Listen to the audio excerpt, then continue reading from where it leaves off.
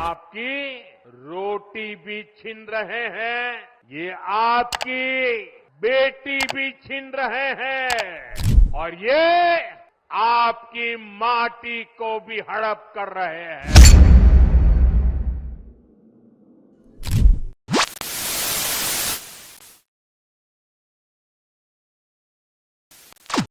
उत्तर प्रदेश की 9 सीटों पर उपचुनाव होने वाले हैं। उन उपचुनावों को स्थगित कर दिया गया है। 13 नवंबर को चुनाव होने वाले थे, अब वो 20 नवंबर को हो रहे हैं। मैं आपसे एक सवाल पूछना चाहती हूं, क्या चुनाव आयोग ने इस पर कोई भी स्पष्टीकरण दिया कि स्थगित क्यों किया गया है? कोई बयान जारी किया है?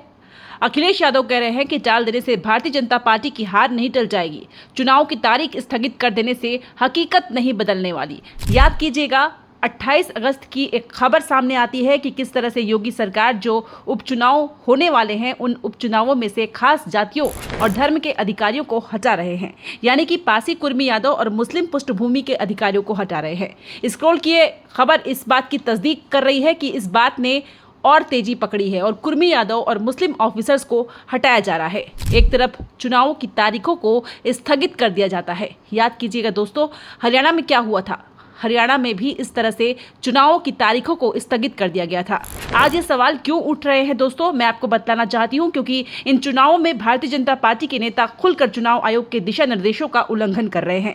मगर साहब, मजाल है चुनाव आयोग अपनी कुंभकर्ण नींद से जाग जाए। अब ये चुनाव जो है, चुनावों की तारीख मुलतवी हो चुकी है। इस पर अखिलेश यादव का बयान आपकी स्क्रीन पर। अखिलेश कहते हैं, टालेंगे और भी बुरा हारेंगे। पहले मिल्कीपुर का उपचुनाव टाला, अब बाकी सीटों के उपचुनाव की तारीख। भाजपा इतनी कमजोर कभी नहीं थी।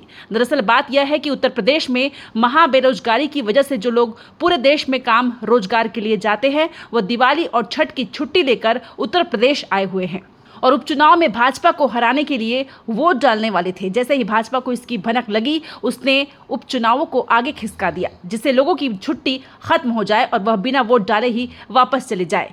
यह भाजपा की पुरानी चाल है, हारेंगे तो टालेंगे। अखिलेश यादव यहाँ जो मुद्दे उठा रहे हैं वो तर्कों पर उठा रहे हैं। स्वाभाविक सी बात है दोस्तों, दिवाली और छठ पूजा पर कई लोग अपने घर आए हैं। अगर वो यहाँ मौजूद होते तो जाहिर सी बात है वोट डाल पाते। आखिर क्या वजह है कि मुख्यमंत्री आदित्यनाथ प्रधानमंत्री नरेंद्र मोदी और अमित शाह से जाकर मिलते हैं और फिर उसके बाद यह भी फैसला सामने उभर कर आता है कि उत्तर प्रदेश यह तय करेगा कि उसका अगला डीजीपी कौन होगा। कहने का अर्थ यह है कि अपनी ही धुन पर चल रहे हैं ये लोग और चुनाव आयोग कोई प्रतिक्रिया नहीं दे रहा है।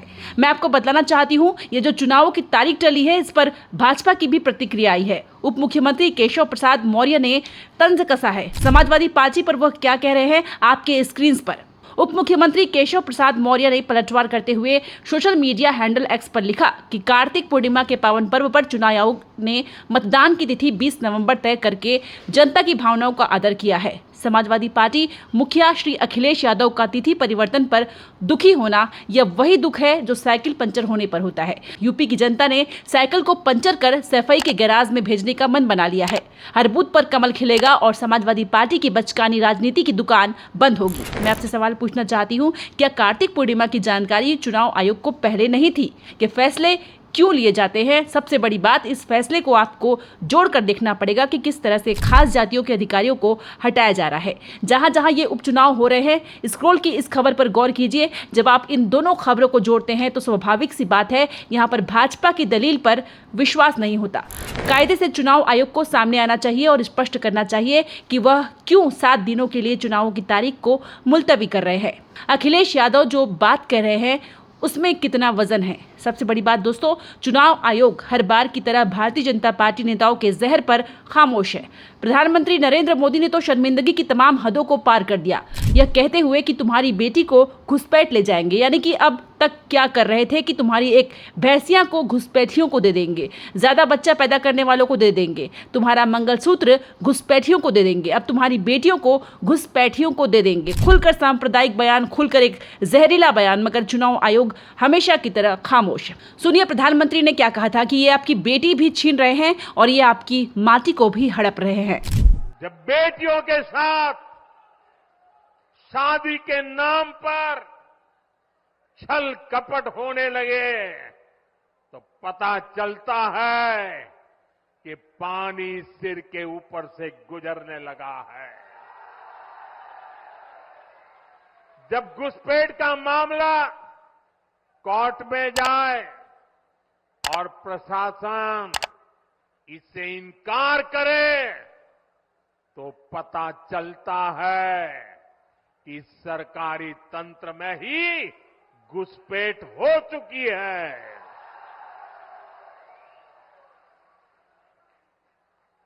ये आपकी रोटी भी छीन रहे हैं, ये आपकी बेटी भी छीन रहे हैं और ये आपकी माटी को भी हड़प कर रहे हैं।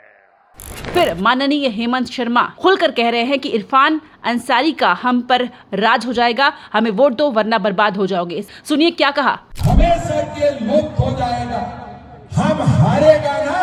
ये पीताम्बर नीलांबर सिद्धू कानू भगवान बिरसा मुंडा का भूमि इरफान अंसारी आलमगीर आलम लूट लेगा ये लोग।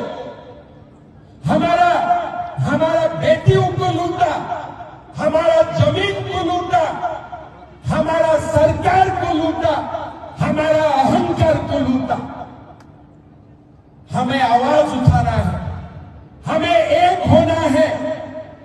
बीजेपी, आजसू, जनता दल, लोक जनशक्ति पार्टी, ये जो एनडीए है ना, ये एनडीए को वोट देके हम झारखंड को एक नया झारखंड बनाना है। जैसे मैंने बताया दोस्तों, अब महाराष्ट्र में चुनावी सरगर्मियां तेज हो रही हैं। प्रधानमंत्री 11 रैलियां करने वाले हैं। सिर्फ महाराष्ट्र में, उसी तरह से झारखंड में भी ताबड़तोड़ रैलियां करेंगे। हेमंत शर्मा मैदान में होंगे, मुख्यमंत्री आदित्यनाथ मैदान में होंगे। आप अंदाजा लगा सकते हैं जहर किस तरह से सराबोर होगा और चुनाव आयोग हर बार की तरह खामोश होगा। मगर इस मंच पर ये सवाल हम उठाते रहेंगे।